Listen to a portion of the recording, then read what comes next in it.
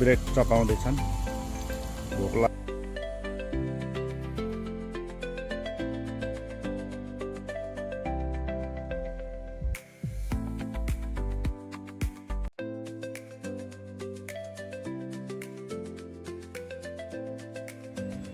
ल साथी हो, बस आयो। अब हामी हाइकिङको लागि काइकुङल्याङतिर जाँदैछौँ, दुईजना साथी भएर। गयो कुन ठाउँ हो?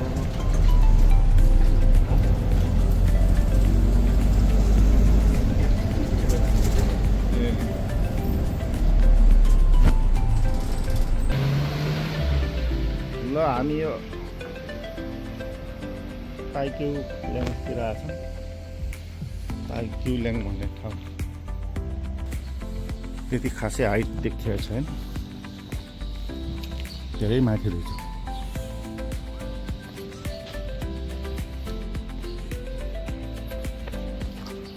यो डाँडामा पुग्नु भनेको धेरै माथि छ।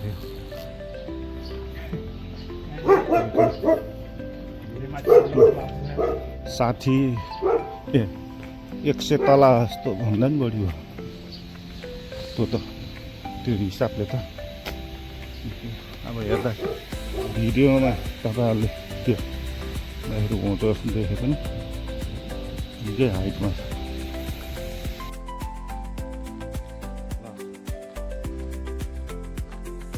आजको यात्रा चाहिँ सानो डाँडा जस्तो डाँडै हो, तर यो बिल्डिङ टाढा छ, त्यहाँबाट यहाँ टाढै छ। यो डाँडासम्म हामी जान गाह्रो छ आजलाई, पछि ट्राई गर्नुपर्ला।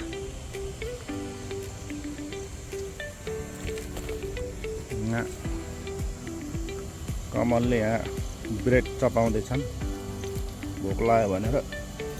सरी, यहाँ चाहिँ रहेको छ यो सेतो चाइनिजहरूको, यो चाहिँ अस्तु लिएर यहाँ चाहिँ उनीहरूले पूजा गर्छ। सिमेन्टेड हो, यहाँ छप्पकै रहेछ ठाउँमा डाँडैभरि।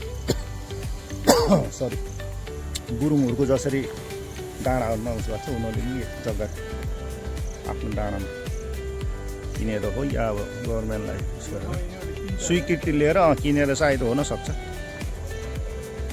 त्यो गरे जस्तो छ यिनीहरूले।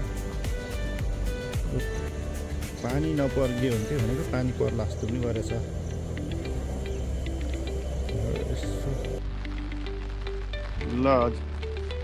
ल गाइस, पानी पर्यो यहाँ त।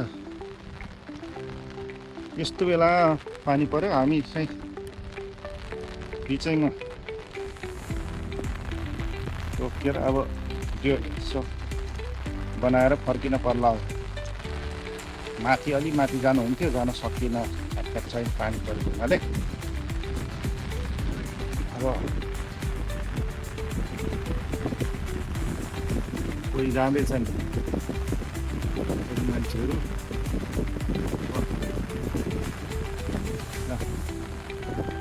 पर जाँदैछ कोही पानीमा पनि छाता वरिपरि उनीहरू आफ्नो डेस्टिनेसन पुरा गरेरै छाड्ने लक्ष्य बोकेर हाल्नु भन्छ। हावा पनि हाल्छ, के भन्नु त्यही त।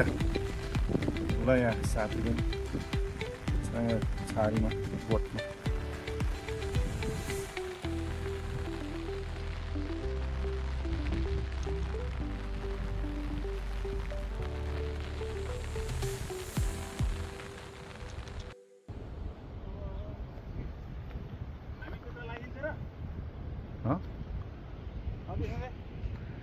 लागिँदैन होला। यसो ड्रोनको भ्यू लिने, ड्रोनबाट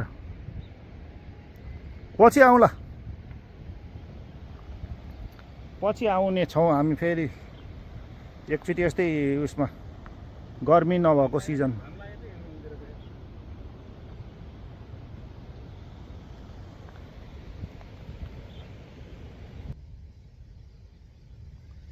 गर्मी नभएको बेलामा आउँला। ए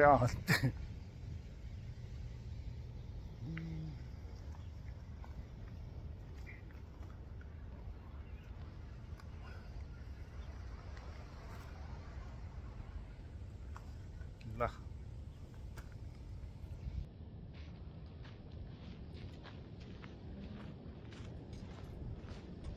ल वा पुग्ने हो अब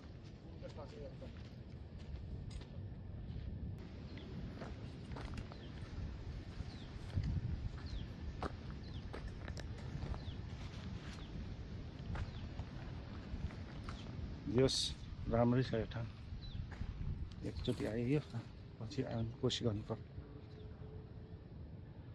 त्यहाँ माथि पुग्नुपर्ने हो सक्यो त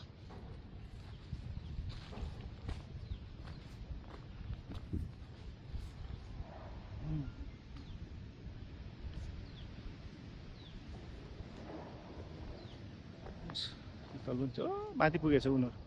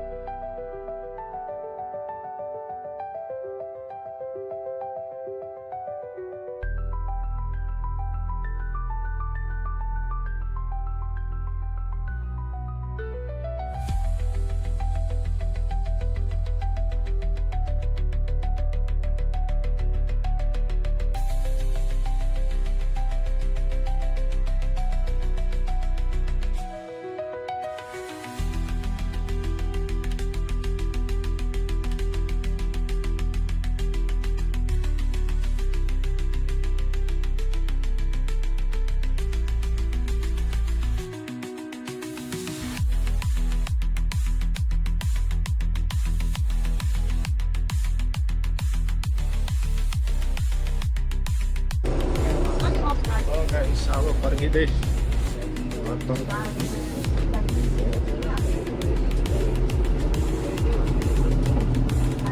वासस्थानतिर फर्किँदै जाँदैछ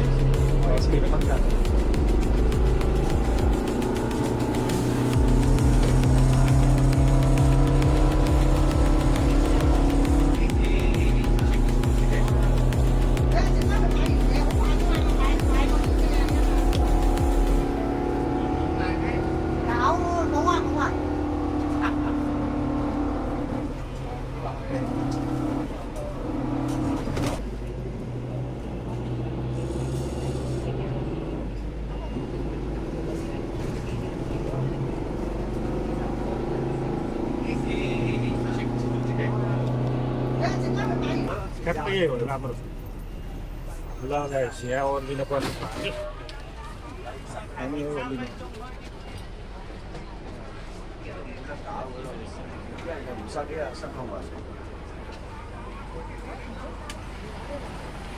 ल थ्याङ्क यू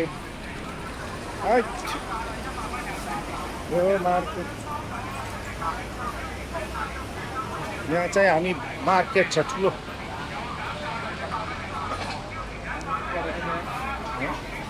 पानी परेछ